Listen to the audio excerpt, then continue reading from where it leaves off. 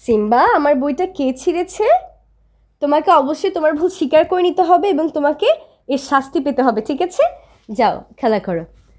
যখন আমরা কোনো একটা কাজে বলতে চাই যে কাউকে কোনো একটা সত্যি স্বীকার করে নিতে হবে বা কাউকে সত্যি কথা বলতে হবে, যেমন আমরা বলি প্লিজ স্পিক দ্য ট্রুথ অথবা বি অনেস্ট অথবা কনফেস ইউর মিস্টেক, সেই ক্ষেত্রে আমরা চাইলে খুব চমৎকার একটা ইংরেজি এক্সপ্রেশন ব্যবহার করতে পারি। চলুন আজকের ক্লাসে আমরা সেই এক্সপ্রেশনটি শিখে নিই।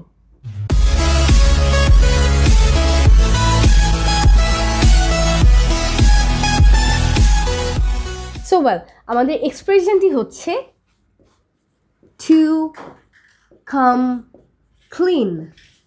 Two come clean. So main এক্সপ্রেশনটা কি? To come clean.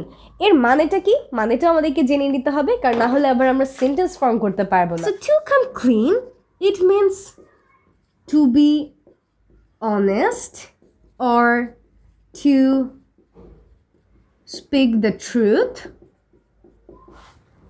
and to admit a mistake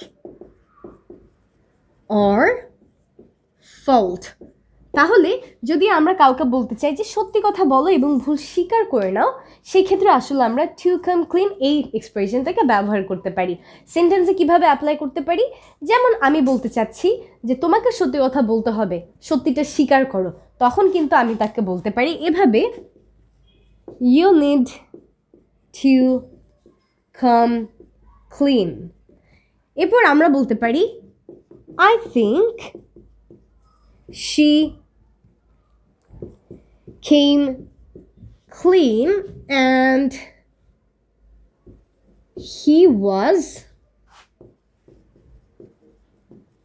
blaming her without any reason. তার মানে আমার মনে হয় সে আসলে সত্যিটাই বলেছে, কিন্তু সে তাকে শুধু শুধু মিথ্যামিথ্যি ব্লেম করছিল। তাহলে এইসব ক্ষেত্রে যখন আমরা বলতে চাই যে সত্যি বলো, to be honest, to be real, এরকম কথা যখন আমরা বলতে চাই, সেই ক্ষেত্রে আসলে আমরা এক্সপ্রেশনটাকে ব্যবহার করতে পারি। যে কোনো একটা ক্ষেত্রে এবার যদি আপনি কাউকে বলতে চান যে সত্যি কথা বলো, তাহলে আপনি টু কাম ক্লিন এই এক্সপ্রেশনটা দিয়ে কিন্তু তার সাথে কথা বলে ফেলতে পারবেন। So I think you will come clean and you won't lie to me, and I'll see you in the next class. Stay blessed and Allah Hafiz. Hello Tina. Yeah.